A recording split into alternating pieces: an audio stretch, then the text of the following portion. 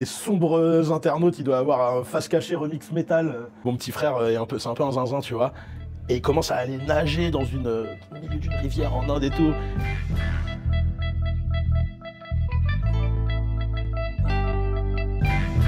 Alors bonjour à tous, c'est Baptiste de Ligne Jaune. Aujourd'hui on est avec Chico. Yes. Ça va bien? Ouais, et toi? Super. Cool. On te connaît pour Face Cachée, tes projets en solo, tes freestyles percutants. Mais pour tous ceux qui te découvrent, du coup, tu peux te présenter? Ouais. Moi c'est Chico. Donc comme tu as dit, je suis MC et j'ai participé pendant 10 ans à un projet fantastique qui s'appelait Face Cachée, un groupe de hip-hop reggae, avec Volodia et puis anciennement Déclic, maintenant Brarda. Sinon donc je rappe, je MC, j'ai aussi une carrière en solo que j'ai beaucoup construite avec un producteur qui s'appelle Blanca de La Fine Équipe. Et voilà, et puis du coup il y a eu tout un autre côté où j'ai fait beaucoup de freestyle aussi comme tu disais, une ligue d'improvisation qui s'appelle le End of the Week, dont j'ai été champion en 2014.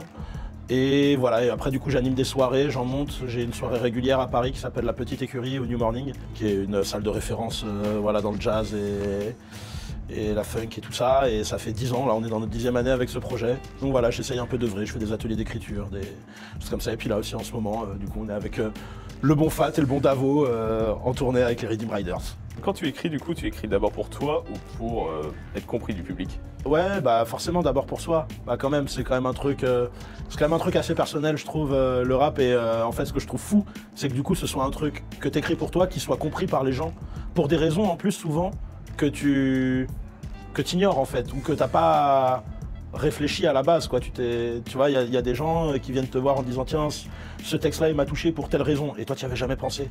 Tu vois, et donc c'est ça que je trouve fou en fait. Donc oui, d'abord, pour répondre à ta question, plutôt d'abord pour moi. Est-ce qu'un jour on pourra t'entendre dans un registre totalement inattendu?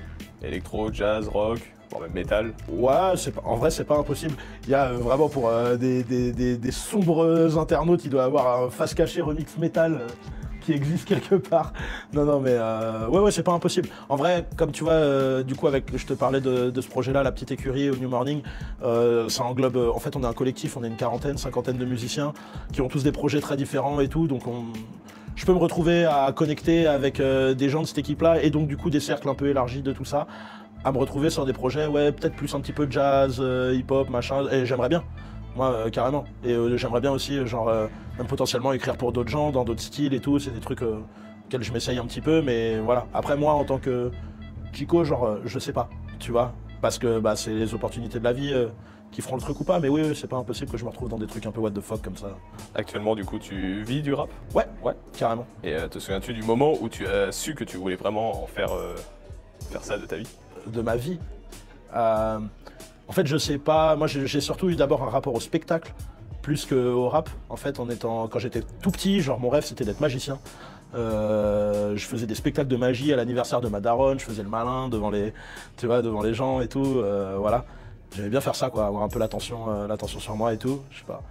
Et après, comme le rap est venu après, je pense que cette appétence vers le monde du spectacle, plus la musique qui me frappe, ça a fait que j'ai voulu aller là-dedans. Et puis en fait, j'ai trop de la chance parce que je me suis laissé porter de ouf par ce mouvement en fait. C'est juste moi, je suis arrivé, voilà, j'aime bien le rap, je vais commencer à des concerts, des trucs, et puis en fait j'écris un premier texte, je vois qu'il y a un open mic, je fais le truc, machin, tac, on rencontre les potes, et puis en fait ça fait des petits concerts, des trucs. Jamais je me suis dit genre, tiens vas-y, on fait ça. Tu vois, c'est juste, ça a été comme ça. Il y a eu d'autres moments où, par contre, plus professionnellement parlant, des trucs où tu te dis, bon, vas-y, je lâche le petit boulot que j'ai en mi-temps à côté pour faire que ça. Ou ça, c'est un peu des steps dans ta vie personnelle, quoi. Mais il n'y a pas eu de truc où je me dis, je vais être rappeur. C'était juste comme ça. Qu'est-ce qui t'a le plus forgé dans tes premières années avec Face Cachée? Artistiquement, le gars qui m'a forgé beaucoup, c'est Volodia. Okay. Parce que Volodia, c'est un gars qui a toujours... c'est un mec qui... Comment dire? Quand il a un truc en tête, il va au bout du projet, il trouve les moyens de faire le truc, et il finit, tu vois. Et ça, c'est une énorme qualité chez lui. Et donc du coup, pareil, tu vois, on faisait des sons, puis tu sais, on était un peu... Enfin voilà, quoi, t'as 18 ans, tu fais des couplets, sauf que Volo, il était en mode genre, non, vas-y les gars, venez, on fait l'instru, on finit... on mixe, en ce moment moi je suis en école de son, enfin tu vois, genre il poussait un peu le truc et ça c'est vrai que ça fait partie des leçons un petit peu que j'essaye de garder et en fait c'est aussi une qualité que j'aime chez plein d'autres gens avec qui j'ai pu un peu travailler, notamment Blanca aussi, pareil quoi, des finisseurs, tu vois.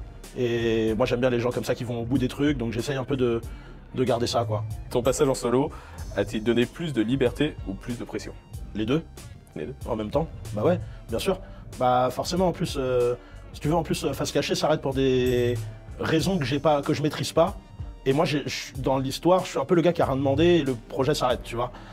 Donc du coup il faut que je me réinvente. En même temps je fais un peu de la musique en solo avec Blanca où j'essaye de m'affranchir. Avec Face Cachée on fait un truc un peu particulier, enfin hip-hop reggae. Et moi je fais pas ça tout seul en fait. Face Cachée c'est vraiment la musique, c'est la réunion de 3 personnes quoi. Donc du coup forcément si on part en solo on va faire vraiment des trucs qui nous ressemblent.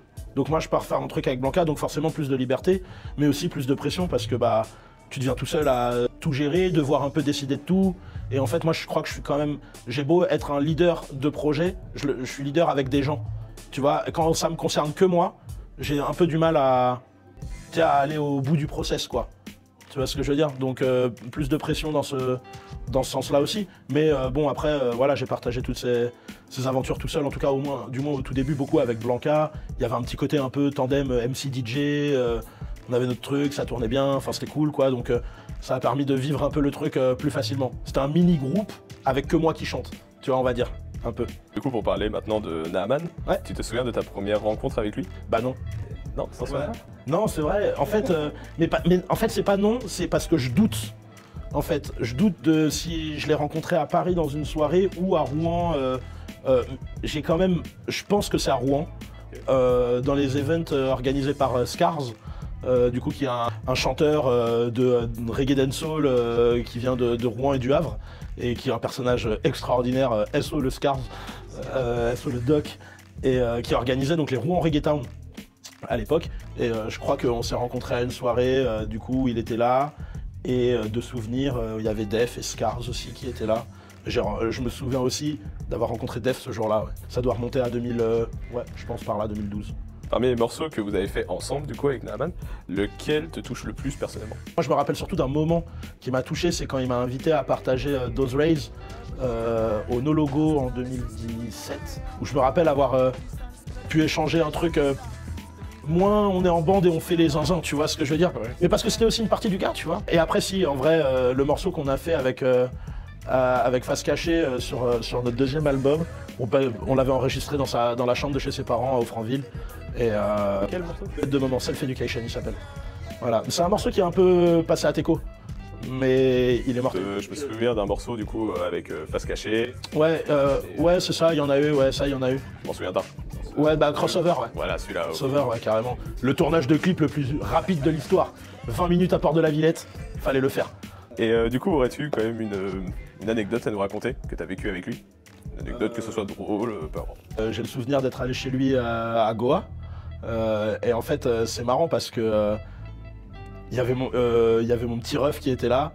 Et donc du coup, on part rider en scoot, machin. Et mon petit frère, c'est un peu un zinzin, tu vois. Et il commence à aller nager dans au milieu d'une rivière en Inde et tout. Et il y a Martin qui est là avec des pêcheurs indiens, ils sont là, il faut come back et tout, il y a des crocodiles, machin. Et mon petit frère, il était là en flex. Voilà, ça me faisait rire. Un petit ride en scoot Goa, c'est bonne vibe. Et non, aussi, bonne anecdote, par contre, en vrai, j'avais un peu omis ça même de ma mémoire. Mais la première fois que j'ai fait un concert solo, sans Face Cachée, c'était à Dieppe, organisé par ses frérots qui est devenu le collectif Deep Town, donc Randy Killa, Romain de Liberty Vibes et tout ça. Et donc ça jouait à l'Entracte à Dieppe, et il était venu envoyer une Sephore. Il avait un peu débarqué un peu last minute parce que je pense que ça commençait à plutôt bien marcher pour lui à l'époque. Je lui avais dit que je jouais à Dieppe, il m'a dit ouais bah tu vois là en ce moment je ressors plus trop dans Dieppe parce que t'as vu voilà, tu vois. Et il a juste ouvert la porte du bar, venu prendre un mic et brûler ça. Et voilà, et ça bête de souvenirs en vrai. Y a-t-il du coup un artiste que tu admires particulièrement? Et pareil, pourquoi? Big Man, Fat Babson. Eh ben non, mais tu vois, justement, un peu pour parler des frérots aussi et des gars que j'admire, Davoja. Davoja, faut pas dormir sur lui. C'est trop bien. Bientôt la France en I. Voilà, je dis juste ça. Bientôt la France en I. Et en roi. Voilà, c'est génial ce qu'il fait. Il est fantastique. Un mec comme Dajak aussi, c'est super beau ce qu'il fait. Et après, des artistes américains, genre que je suradmire en rap et tout, moi, c'est plutôt Common, par exemple. Un mec comme Common, fantastique. écouter plus Common tous les jours, c'est très important. Voilà, Common Brother Ali, ça c'est un peu ma cam. Ouais. Et du coup, un feat de rêve. Common Brother Ali. Bah, non, Brother Ali, ouais, ce serait fou la folie, j'aime trop ce mec. Non, en feat français, un gars qui est injoignable mais accessible, il le dit lui-même, moi c'est Oxmo Puccino, j'aimerais beaucoup collaborer avec lui.